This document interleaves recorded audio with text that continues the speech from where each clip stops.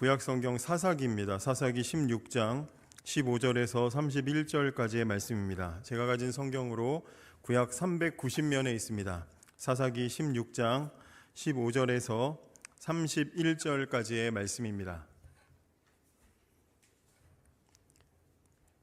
구약 390면 사사기 16장 15절에서 31절입니다. 교독을 하겠습니다. 제가 먼저 읽습니다.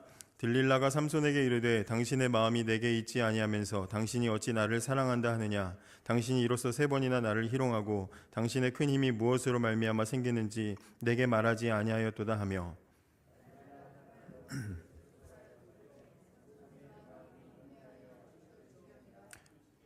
삼손이 진심으로 드러내어 그에게 이르되 내 머리 위에는 삭도를 대지 아니하였나니 이는 내가 모태에서부터 하나님의 나실인이 되었음이라. 만일 내 머리가 밀리면 내 힘이 내게서 떠나고 나는 약해져서 다른 사람과 같으리라 하니라.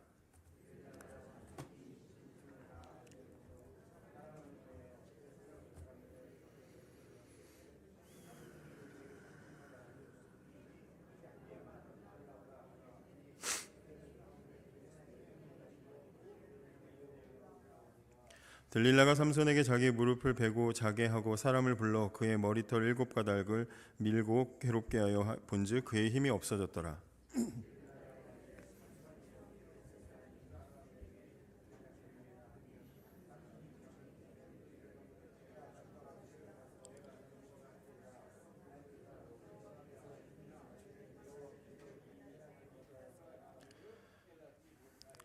블레셋 사람들이 그를 붙잡아 그의 눈을 빼고 끌고 가사에 내려가 놋줄로 매고 그에게 옥에서 맷돌을 돌리게 하였더라. 블레셋 사람의 방백들이 이르되 우리의 신이 우리 원수 삼손을 우리 손에 넘겨주었다 하고 다 모여 그들의 신 다곤에게 큰 제사를 드리고 즐거워하고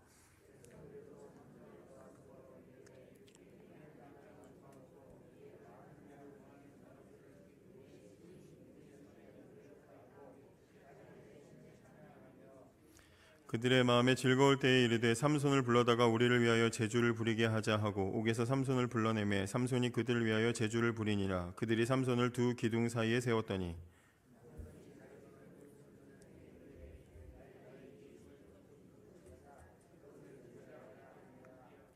그 집에는 남녀가 가득하니 블레셋 모든 방백들도 거기에 있고 지붕에 있는 남녀도 3,000명 가량이라. 다 삼손이 제주 부리는 것을 보더라.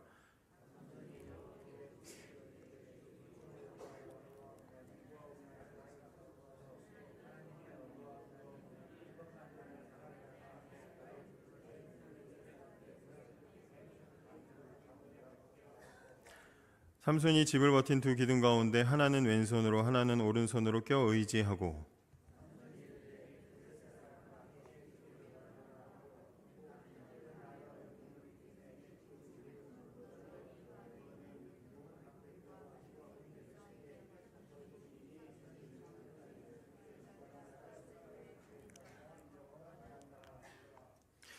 같이 읽습니다. 그의 형제와 아버지의 온 집이 다 내려가서 그의 시체를 가지고 올라가서 소라와 에스다올 사이 그 아버지 마노아의 장지에 장사하니라. 삼손이 이스라엘의 사사로 20년 동안 지냈더라. 아멘. 오늘도 수요 기도의 자리에 오신 모든 분들 주님의 이름으로 환영하고 축복합니다. 잘 오셨습니다. 오늘 오과 신자의 절제를 주제로 또 함께 성경 공부를 하도록 하겠습니다. 오늘만 하면 저는 다음 주에 단기 선교를 떠나서 이날만을 기다리고 있었습니다. 선교를 위해서 후원 카페를 2주간 운영을 했는데 정말 열심히 섬겨주시고 후원해주시고 또 이렇게 내 일처럼 이렇게 같이 섬겨주셔서 너무나 감사를 드립니다. 청년 우리 지체들이 친구들이 너무 많이 이렇게 사랑해 주시고 섬겨 주신 것에 되게 감동을 받으면서 이 사랑을 매년 느끼고 싶다고 이야기를 했는데 단기 선교나 이 청년부 어떤 이제 외부 사역 또 선교지랑 연결되는 일들이 코로나 이후에 이제 한참 동안 끊겨 있다가 그래서 현재 지금 있는 청년들 중에는 거의 단기 선교를 경험해 본 친구들이 한 명밖에 없는 상황입니다. 그래서 이번을 계기로 다시 또 그런 물꼬가 트여지는 그런 일이 되었으면 좋겠다는 기대를 가지고 첫걸음을 내딛어 보도록 하겠습니다. 많이 기도해 주시고 잘 다녀올 수 있도록 또 그렇게 격려해 주시고 기도해 주셨으면 좋겠습니다. 성경 공부 오늘은 절제라는 주제를 삼손의 이야기를 가지고 설명해 나가려고 합니다. 근데 계속 말씀을 드리지만 이 IVP에서 나온 이 우리나라 번역된 교재는 청년 대학생 이제 선교회를 위주로 해서 만들어진 책이기 때문에 어떤 실제적인 결심이나 뭐 어떤 다짐, 이제 실제적인 어떤 그 결단의 촉구 뭐 이런 어떤 것에 방향을 맞추고 있습니다. 그래서 너의 생활을 절제해, 대학 생활 함부로 막 살지 말고 절제해라, 이런 초점을 맞추고 쓰여지다 보니 이제 전체적으로 좀 깊이가 좀 없지 않나 이런 생각이 듭니다. 그래서 삼손의 이야기를 가지고 나누지만 조금 더 우리는, 저와 여러분은 본래 성경이 말하고자 하는 이야기가 무엇인지를 한번 찾아보도록 하겠습니다. 삼손이라는 인물은 태어날 때부터 수태고지를 받으면서 태어날 정도로 또 나시린으로 구별된 아주 특별한 인물인 것을 우리가 잘 알고 있습니다. 근데 그 화려한 배경에 비해서 삼손이 살아온 삶은 굉장히 무절제하고 뭐 세상 말로 망나니와 같은 그런 사람처럼 보이는 것이 사실입니다. 이 부분을 준비하면서 관련된 무슨 뭐 책이나 아니면 또 목사님들의 막 설교나 이런 것들을 이렇게 들어보면 어떤 목사님은 막 망나니로 말씀하시고 어떤 목사님은 이게 다 의도가 있는 거다 그렇게 설명을 하셔가지고 뭐가 맞는지 모르겠다 그런 생각을 가지고 봤었는데, 사실 겉으로 보이기는 굉장히 무절제하고 자기 멋대로 그렇게 살았던 사람처럼 보이긴 합니다. 근데 이 시간을 시작하면서 질문을 하나 던진다면, 우리가 잘 아는 이 삼손의 문제가 정말 삼손이 절제를 못한 사람이었을까라는 것입니다. 삼손이 절제를 못한 사람이었기 때문에 이런 인생을 살았을까라는 겁니다. 우리가 삼손을 떠올릴 때 대충 이제 삼손은 충동적인 사람으로 보이고 감정에 굉장히 약한 사람으로 보이고 관계에 실패한 사람으로 보여서 결국 비참하게 무너진 그런 영웅으로 보여집니다. 그래서 삼손 이야기는 종종 여러분 우린 이렇게 살면 안 됩니다, 이런 어떤 경고로 이제 소비가 되는 경우들이 많습니다. 근데 성경 전체를 놓고 보면 뭐 사사기에선 그럴싸한데 믿음장이라고 부르는 히브리서 11장에 보면 믿음의 사람들 중에 이 삼손의 이름이 등장한다는 것이 굉장히 독특한 것 같습니다. 우리 가지고 있는 그 자료에도 보시면 히브리서 11장 32절에 내가 무슨 말을 더하리요, 기드온, 바락, 삼손, 입다, 다윗 및 사무엘과 선지자들의 일을 말하려면 내게 시간이 부족하리이다, 이렇게 이야기하고 있습니다. 히브리서 기자는 삼손의 실패를 몰랐던 사람이 아닌데도 불구하고 믿음의 사람으로 분류를 하면서 다윗과 같은 선에 지금 두고 있습니다. 그러면 이제 그런 질문을 할 수 있습니다. 성경이 말하는 믿음이란 무엇이길래 삼손과 같은 사람도 그 속에 집어넣는가라는 것입니다.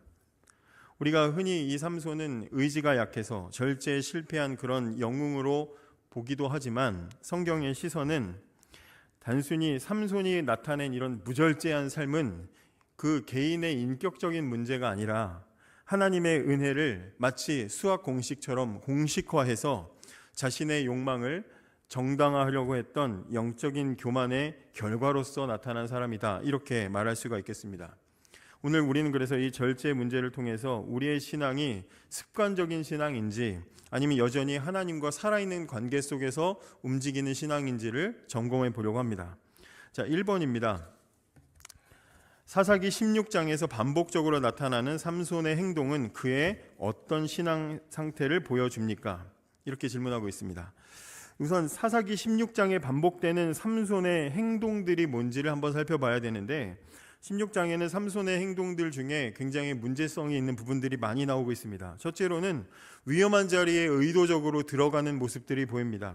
지금 삼손은 실수로 블레셋 땅에 들어간 적이 한 번도 없습니다. 어쩌다 보니까 블레셋에 들어선 게 아니라 삼손은 1절에도 삼손이 가사에 가서 거기에 기생을 보고 들어갔다, 굉장히 의지를 가지고 의도적으로 들어갔다고 되어 있습니다. 적대 지역이나 유혹받기 쉬운 그런 곳을, 경계가 무너지기 쉬운 지역을 피하거나 조심하거나 가도 되나 고민을 하거나 그런 흔적이 전혀 없이 알면서도 자발적으로 그러한 곳에 들어갑니다. 또 분명히 위험의 경고가 있음에도 불구하고 그 자리를 떠나지도 않습니다. 2절에 보시면 가사 사람들이 삼손이 왔다고 알려짐에 그들이 곧 그를 애워싸고 밤새도록 성문에 매복하고 조용히 하여 이르기를 새벽이 되거든 그를 죽이리라. 지금 바깥에 삼손을 죽이겠다고 가사에 사람들이 다 지금 모여 있는데도 불구하고 위험 신호가 분명히 있는데도 삼손은 거기를 떠나지 않습니다. 왜 그랬겠습니까? 삼손이 왜 떠나지 않았겠습니까? 왜 삼손은 위험한 지역인데 함부로 들어갔겠습니까? 왜 그렇게 했겠습니까? 그 상황을 나는 통제할 수 있다라고 생각했기 때문입니다. 그럼 계속해서 어떤 경고가 있어도 괜찮아, 나는 충분히 이건 내가 감당할 수 있어, 내가 이길 수 있어, 내가 해낼 수 있어 하고 들어가는 것입니다. 더 나쁜 게 있습니다. 죄의 결과보다 자기의 능력을 더 신뢰하기도 합니다.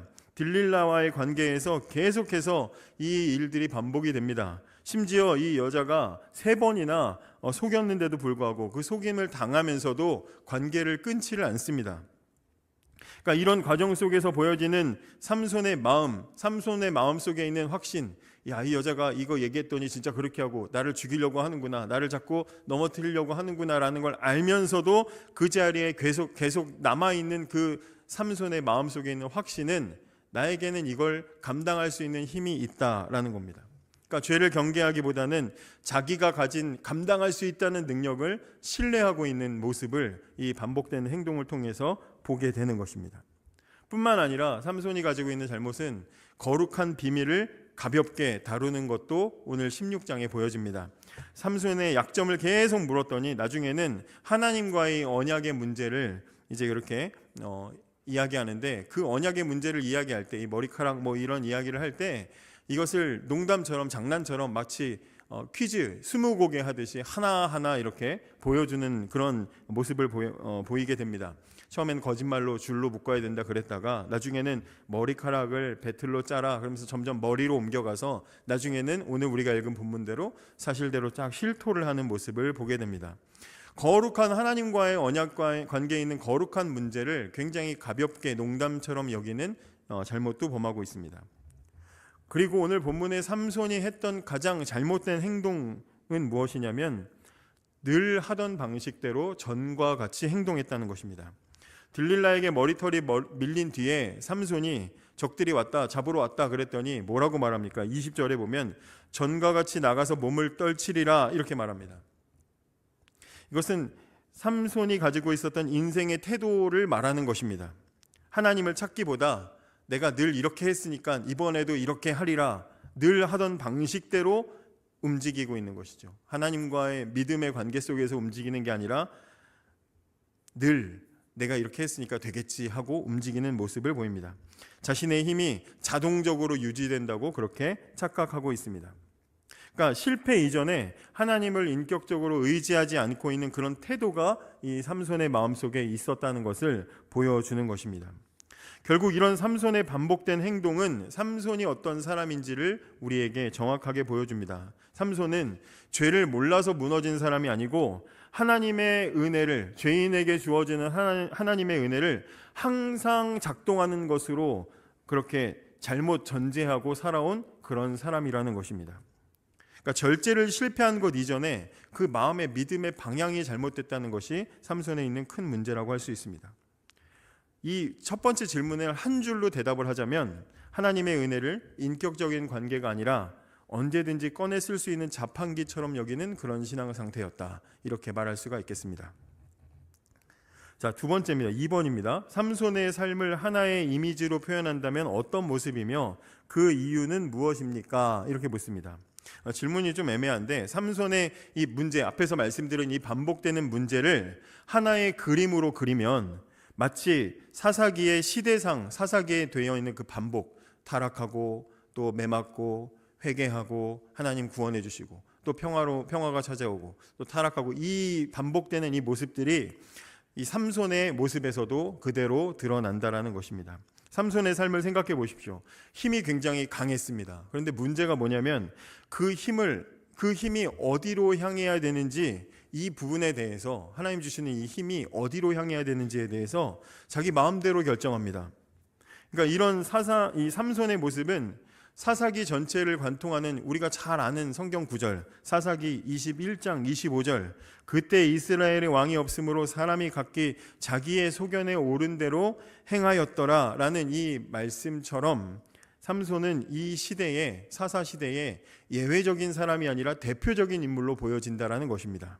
힘은 있지만 통제하는 그 기준이, 그 힘을 통제하는 기준이 하나님께 있는 게 아니라 자기에게 있는 사람, 대부분의 사사 시대의 이스라엘 사람들의 모습을 대표적으로 가지고 있는 인물이 이 사사 삼손의 모습이라는 것입니다. 방향을 잃어버린 힘, 통제되지 않는 능력, 거대한 에너지는 있는데 목적을 잃고 사적인 욕망을 위해서 막 낭비되고 있는 모습이 삼손을 통해서 우리에게 보여지고, 저와 여러분이 이 말씀을 읽으면서 안타깝게 여기는 부분이 되어지는 것입니다. 이게 삼손의 이미지고 사사기의 이미지입니다. 목적을 잃은 삼손의 힘이 공동체를 살리는 도구로 쓰임받는 것이 아니라 자신과 타인을 파괴하는 흉기로서 휘둘려지는 모습을 우리가 보게 되는 것입니다. 그는 사사였지만 백성을 보호하기보다는 자신의 욕망을 관철하는 데 그 힘을 사용하는 것을 봅니다. 능력은 있지만 방향이 없는 신앙, 열심은 있지만 기준이 없는 사역, 성공은 했지만 하나님이 없는 삶은 삼손의 시대, 사사의 시대뿐만 아니라 오늘 저와 여러분, 우리가 살아가는 이 시대에도 우리가 경계해야 되는 모습일 수 있습니다. 자, 세 번째입니다. 들릴라와의 관계는 삼손이 어떤 신앙적 문제를 가장 분명히 드러냅니까? 삼손과 들릴라의 이야기는 흔히 그냥 어떤 도덕적인 문제, 윤리적인 문제, 성적인 타락 이렇게 접근하기가 쉽습니다. 그런데 이 들릴라와 삼손의 이야기의 핵심은 윤리적인 문제가 아니라 사실은 삼손이 의지해야 되는 대상이 바뀌었다는 게 문제입니다. 삼손이 어떤 사람입니까? 나실인입니다. 여러분 잘 아시겠지만 나실인이 뭡니까? 하나님께 자신을 특별히 구별하여서 드리기로 서원한 게 나실인입니다. 민수기 6장 8절에 보면 자기의 몸을 구별하는 모든 날 동안에 그는 여호와께 거룩한 자니라. 내가 하나님께 나를 구별해 드립니다 하면서 그 구별하겠다는 그 마음을 삶의 실천으로, 제사장처럼 직분을 받은 사람은 아니지만 평범한 사람이지만 일정 기간이나 평생 동안 하나님께 속한 삶을 살겠다고 마음의 태도를 정하고 그 겉으로 나타나는 삶으로 몇 가지의 그 규칙을 지키면서 그 삶을 겉으로도 드러내는 게 나실인입니다. 그러니까 나실인이 살아가는 그 삶의 태도는 나는 내 마음대로 사는 게 아니라 하나님께 속한 사람으로 살겠습니다라는 태도가 있어야 하는 겁니다. 그래서 거기에 있는 규칙들이 포도주와 독주를 마시지 않는다, 기쁨과 쾌락을 절제하고 하나님께 맡긴다, 머리카락을 자르지 않는다. 머리카락을 자르지 않는다라는 건 뭐겠습니까? 겉으로 볼 때 저 사람은 하나님께 들려진 사람이다, 나는 하나님께 들려진 사람이라는 것을 겉으로 드러내는 겁니다. 그냥 겉으로만 봐도 아는 것이죠. 또 시체를 만지지 않는다, 죽음과 부정한 것을 멀리해서 거룩하게 구별된 삶을 살리라. 행동으로 자기 마음속에 있는 신앙을 행동으로 실천하면서 보여주면서 사는 게 나실인의 삶이라는 것입니다.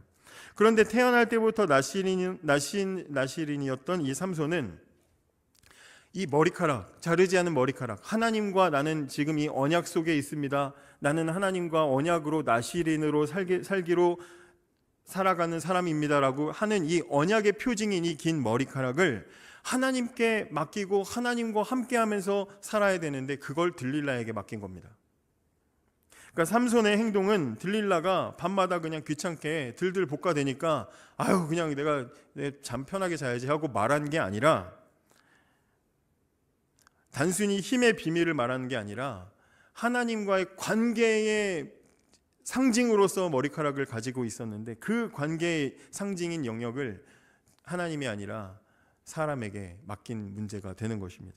이 자르지 않은 머리카락을 가지고 생각하면서 매일 거울은 없었겠지만 자기 머리카락을 만지고 보면서 하나님과 나와의 관계, 나는 어떻게 살아야 되는지, 다른 사람과 다르게 내가 머리를 자르지 않는 것은 하나님과 나와의 그 관계 속에 있다, 하나님 내 삶을 오늘도 인도해 주십시오. 머리카락을 보면서 자신의 구별된 삶을 날마다 그렇게 살아가고, 두려운 일이 있거나 연약한 문제가 있을 때 머리카락을 기른 자신을 돌아보면서 하나님과의 관계를 떠올리고 하나님께 연약한 삶을 맡기고, 또 내 안에 욕망이 차오르고 문제들이 차오를 때는 또 다시 머리카락을 만지면서 하나님 제가 하나님과 구별된 인생을 살겠습니다. 이 욕망을 누를 수 있도록 내 마음에 절제할 수 있는 마음 주시고, 하나님과의 관계를 떠올리라고 머리카락을 길렀는데 그 영적인 상징인 머리카락을 들릴라에게 맡긴 겁니다.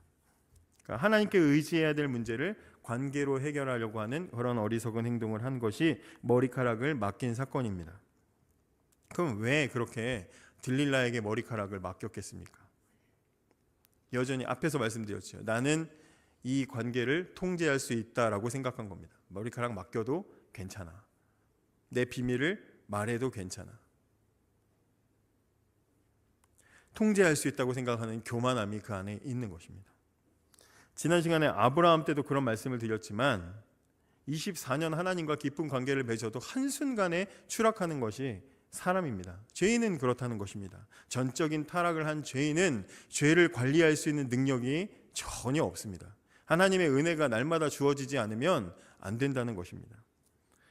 그러니까 들릴라의 유혹에 넘어간 사건은 원인이 아니라 결국엔 하나님을 의지하는 그 마음속에 하나님을 의지하지 않았던 신앙의 태도가 가지고 온 결과로서 나타난 것입니다. 자, 20절에 여호와께서 떠나신 줄을 깨닫지 못하였더라는 이 말씀은 삼손의 어떤 착각을 드러냅니까? 4번 문제입니다. 20절 보시면 들릴라가 이르되 삼손이여 블레셋 사람이 당신에게 들이닥쳤느니라 하니 삼손이 잠을 깨며 이르기를 내가 전과 같이 나가서 몸을 떨치리라 하였으나 여호와께서 이미 자기를 떠나신 줄을 깨닫지 못하였더라. 이 16장의 중심 구절이라고 할 수 있는 게 이 20절인 것 같습니다. 삼손이 가지고 있는 착각은 뭡니까? 하나님의 임재가 습관인 줄 알았던 겁니다. 당연한 줄 알았던 겁니다. 들릴라에게 모든 것을 다 말하고 머리카락이 밀린 상태에서 블레셋 군인들이 들이닥쳤는데 전과 같이 떨쳐내리라, 전과 같이 힘이 생기겠지, 전과 같이 할 수 있겠지 하고 일어났지만 힘을 쓸 수가 없었습니다.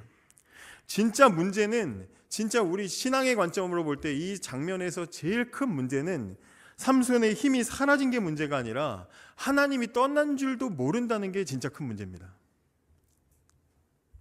그럼 삼손이 왜 이 순간에 하나님이 떠나신 것을 왜 인식하지 못했을까요? 왜 그랬겠습니까? 성경 공부인데 제가 생각할 틈을 드려야 되는데 혼자만 떠드니까 좀 죄송한 마음이 많습니다. 막 빨리 끝내야 된다는 그 조급함이 있어가지고.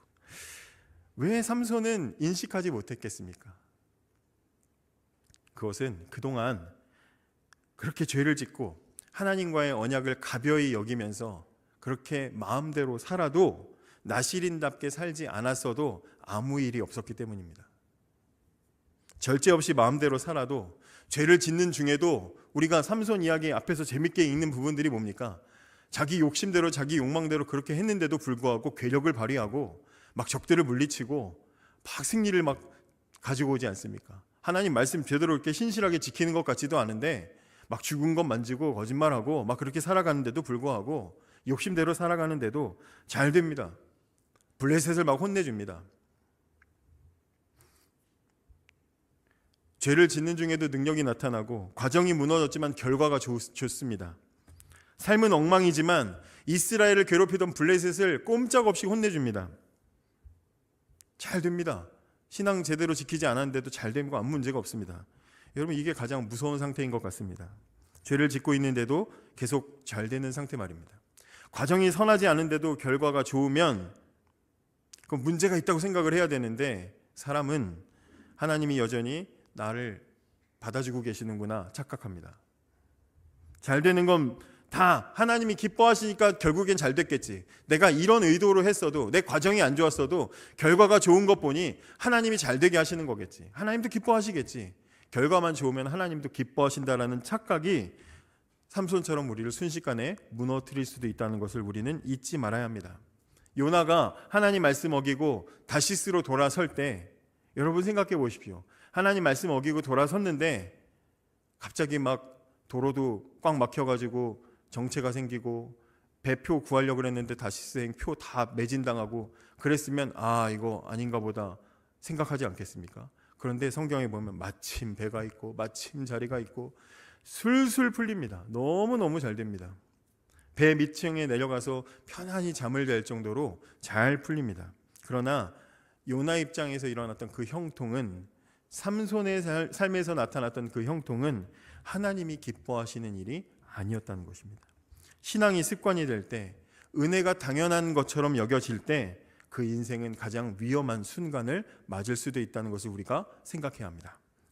5번입니다. 삼손의 힘의 진짜 근원은 무엇이며 그는 그것을 어떻게 오해했습니까? 제가 예전에 청소년부 성경고사에서 이 문제, 삼손의 힘의 근원은 무엇입니까? 했더니 한 아이가 꾸준한 운동이라고 했습니다. 꾸준한 운동. 뭐 그럴 수도 있겠지만 삼손의 힘의 진짜 근원이 무엇입니까? 여호와의 영이죠. 오늘 성경에도 반복해서 여호와의 영이 크게 임하심에 삼손이 괴력을 발휘할 수 있는 것은 머리카락을 길러서가 아니라 하나님의 영이 함께 했기 때문에 나타났던 겁니다. 머리카락은 힘의 원인이 아니고 하나님과의 언약 관계에 있다는 표징일 뿐이죠. 그 표징은 끊임없이 나는 내 힘이 아니라 하나님이 주신 힘으로 살아간다는 것을 나타내라고 그 머리를 자르지 않게 길게 기르고 살도록 하신 것입니다. 그런데 삼손은 이 표징만 있으면 되겠다라고 생각하고 표징만 붙잡고 하나님을 놓아버린 것입니다. 그 관계는 제대로 된 관계가 될 수가 없는 것입니다.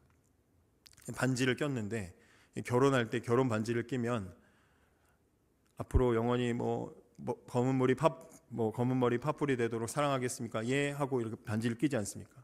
이게 표징인데 제가 제 아내한테 정말 제대로 하지도 못하고 아무것도 안 해주면서 맨날 그냥 그렇게 속삭이면서 막 슬퍼하면 참 봐 사랑하는 거 알지? 딱 이거 보여주면 그 받아주겠습니까? 절대 안 받아주죠. 삼손이 지금 그러고 있다 이 말입니다. 오늘 우리에게도 이런 문제가 반복될 수 있습니다. 우리가 드리는 예배, 우리 어떤 익숙한 우리의 신앙 생활들이 하나님을 대신할 때 우리의 진짜 신앙은 무너지고 껍데기만 남을 수 있습니다. 이렇게 하나님을 떠났던 삼손이 두 눈이 뽑히고 맷돌을 돌리는 괴롭고 비참한 자리에서 비로소 28절에 하나님을 아도나이 부르면서 이번만 나를 강하게 하사, 자기의 힘이 자기에게서 나오는 게 아니고 하나님에게서 나온다고 인정하고 자신의 무능을 인정하고 하나님 나를 생각하옵소서, 이번만 나를 강하게 하사 이 원수를 갚게 하옵소서라고 부탁할 때 하나님께서 다시 그의 삶에서 역사하시는 것을 보게 됩니다. 왜냐하면 하나님은 능력 있는 사람을 통해서 일하시는 것이 아니라 하나님을 의지하는 사람을 통해서 일하시기 때문입니다. 6번입니다. 삼손의 실패는 어떤 결과로 이어졌습니까? 가슴이 아픈 이야기입니다. 삼손의 실패는 하나님의 이름이 조롱받는 결과를 가지고 왔습니다. 성도의 이 무절제, 성도의 실패는 개인적인 수치를 넘어서서 하나님의 영광을 가린다는 교훈을 우리는 삼손의 실패를 통해서 얻을 수가 있습니다. 21절에 블레셋 사람들이 그를 붙잡아 그의 눈을 빼고 끌고 가사에 내려가 놋줄로 매고 그에게 옥에서 맷돌을 돌리게 하였다. 블레셋이라는 나라는 잘 아시겠지만 블레셋은 하나의 국가가 아니라 가사, 아스글론, 아스돗, 가드, 에그론 다 들어보셨죠? 이 5 지도자가 다스리는 연합국가입니다. 삼손이 두 눈이 뽑힌 채 그 중에 가사, 지금의 가자지구 거기로 끌려간 겁니다. 이건 의도가 있는데 1절에 우리가 읽지 않았지만 삼손이 가사에서 자기 죽이려고 하니까 밤중에 성 문짝, 문설주, 문빗장을 다 떼가지고 어깨에 메고 60km 떨어져 있는 헤브론까지 그걸 가져가서 그 산 위에다가 그 문짝을 갖다 꽂아 놓습니다. 가사성 사람들 입장에서는 얼마나 치욕스러운 사건입니까? 자기 성문을 뜯어가지고 갖다 놨으니 얼마나 창피합니까? 얼마나 심한 조롱과 모욕감을 느꼈겠습니까? 그래서 지금 삼손이 실패하자 가가지고 득달같이 달려서 삼손을 자기들의 그 치욕당했던 그 자리로 끌고 와서 지금 복수를 하는 겁니다. 그러니까 얼마나 심하게 다루었겠습니까? 그러니까 블레셋 사람들 입장에서 삼손의 패배는 삼손만 진 게 아니라 자신들이 믿는 다곤 신에게 하나님이 패배한 사건으로 여겨지는 것입니다. 이처럼 신앙이라는 것은 결코 개인의 문제로 끝나지가 않습니다. 신자의 삶은 항상 하나님의 이름과 연결되어 있습니다. 삼손의 무절제는 자신만 망가뜨리는 것이 아니라 하나님의 명예를 가리는 그런 도구가 되었습니다. 그런 의미에서 저와 여러분이 신앙을 잘 지키고 절제의 삶을 산다는 것의 이유는, 그 산다는 것의 의미는 그냥 나의 신앙 관리, 자기 관리를 잘하는 정도의 의미가 아니라 넓게 생각하면 하나님의 이름과 하나님의 영광을 지키는 파수꾼으로서 살아간다는 것을 우리가 생각하고 자신을 돌아보아야 합니다. 자, 7번입니다. 삼손의 마지막 기도는 그의 믿음을 어떻게 보여줍니까? 28절입니다. 삼손이 여호와께 부르짖어 이르되 주 여호와여 구하옵나니 나를 생각하옵소서. 하나님이여 구하옵나니 이번만 나를 강하게 하사 나의 두 눈을 뺀 블레셋 사람에게 원수를 단번에 갚게 하옵소서. 이 삼손의 마지막 기도는 사실 굉장히 좀 불완전합니다. 근데 그 기도 속엔 분명히 하나님 외에는 의지할 분이 없습니다라는 고백이 변화된 마음으로 담겨져 있습니다. 개인적인 복수심도 좀 섞여 있는 것 같이 보이지만 그러나 분명히 그 속에는 변화가 있습니다. 더 이상 자신의 힘을 의지하지 않고 하나님께 매달리는 태도가 들어 있습니다. 히브리서 11장도 그래서 삼손을 믿음의 사람으로 기록했다고 생각합니다. 그의 삶이 깨끗해서가 아니라 마지막에라도 하나님을 전적으로 붙잡았기 때문에 그것을 믿음으로 본 것이라고 생각합니다. 그렇게 볼 때 믿음이라는 것은 얼마나 잘했는가의 문제가 아니라 누구를 붙드는가의 문제라는 것을 우리가 알 수가 있습니다. 삼손은 가장 약한 순간에 가장 강하게 되었습니다. 믿음으로. 이것이 바로 복음의 역설이라고 할 수 있습니다. 8번입니다. 삼손의 이야기는 오늘 우리에게 절제에 대해 무엇을 가르쳐 줍니까? 절제라는 건 신자의 실천 목표가 아니라 하나님께 붙어 있을 때 맺히는 열매라고 답할 수 있겠습니다. 삼손의 이야기를 보면서 이제부터 절제를 합시다 이렇게 끝나지 않습니다. 삼손의 이야기를 통해서 성경은 우리에게 묻습니다. 지금 당신은 누구에게 붙어 있는가? 라고 묻습니다. 우리는 보통 이 절제라는 것은 참고 버티고 마음을 잘 관리하면 된다 이렇게 이야기합니다. 근데 그러다가 절제에 실패하면 이런 결론을 내립니다. 내 의지가 약해서 그렇다. 그런데 의지로 만든 절제는 그렇게 오래가지 않습니다. 환경이 바뀌거나 감정이 휘둘리면 절제심이 다 무너집니다. 내 욕망보다 의지가 강할 때만 유지되지 내 욕망이 더 강해지게 되면 절제는 무너질 수밖에 없습니다. 그런데 성경은 갈라디아서 5장 22절에 절제를 성령의 열매라고 말하고 있습니다. 오직 성령의 열매는 사랑과 희락과 화평과 오래 참음과 자비와 양성과 충성과 온유와 절제니 이렇게 되어 있습니다. 그러니까 우리 신앙의 관점에서 절제라는 것은 우리가 길러내는 것이 아니라 성령의 결과로서 나타난다는 것입니다. 열매라는 게 뭡니까? 억지로 붙어서 되는 것이 아니라 나무에 연결되어 있으면 맺으려고 안 해도 자연스럽게 맺혀지는 것이 그게 열매입니다. 그러니까 절제는 사람이 참아낸 결과가 아니라 그 마음의 방향이 바뀌고 성령을 의지할 때 나타나는 결과라는 것입니다. 하나님과 우리의 관계가 살아있으면 우리의 관계가 살아있으면 우리 안에 욕망이 사라지는 것이 아니라 욕망보다 더 큰 만족감이 그것을 누르는 힘이 생긴다는 것이죠. 그게 바로 절제라는 것입니다. 삼손은 힘이 약해서 무너진 게 아니라 하나님께 붙어있지 않았기 때문에 하나님을 향해서 살아가지 않았기 때문에 그의 욕망이 그의 삶을 휘둘러 버렸던 것입니다. 여러분, 삼손의 비극은 힘을 잃은 것이 아니라 하나님이 떠나셨는데도 불구하고 여전히 괜찮은 줄로 착각한 것에 있습니다. 신자에게 있어서 이 절제는 목표가 아니라 하나님과 동행할 때 자연스럽게 맺히는 열매입니다. 삼손의 이야기는 이제부터 절제합시다, 잘합시다, 도덕적인 결론을 내리지 않습니다. 삼손은 어떻게 보면 실패한 사사였습니다. 그러나 하나님께 매달린 마지막 순간만큼은 믿음의 사람으로 그렇게 하나님께 받아들여졌습니다. 히브리서 11장이 말하는 믿음은 완성도의 문제가 아니라 끝까지 하나님을 놓지 않는 문제를 다루고 있는 것입니다. 자, 오가를 통해서 우리가 붙들고 깊이 있게 고민해야 될 질문이 무엇이겠습니까? 나는 무엇을 얼마나 더 절제할 것인가가 아니라 나는 오늘 누구에게 붙어 있는가를 살펴보아야 하는 것입니다. 주님께 붙은 가지가 되어서 올바른 열매를 맺는 저와 여러분이 되기를 원합니다. 이 시간에 함께 같이 기도하시겠습니다. 하나님의 임재를 당연하게 습관처럼 여기면서 혹시 너무 익숙해서 하나님과의 관계가 무너진 줄도 모르고 있지는 않은지 돌아보았으면 좋겠습니다. 그리고 주님을 붙들며 하나님과 동행함으로 열매를 맺는 삶을 살아가도록 기도하시고 2월 11일부터 진행되는 청년교구 단기 선교를 위해서 기도해 주시고, 대신방 기간입니다. 대신방을 통해서 각 가정과 구역에 은혜와 소망이 있기를, 또 섬기시는 우리 목사님들을 위해서 기도해 주시고, 교회를 위해서 이 시간 함께 같이 기도하겠습니다. 기도합니다.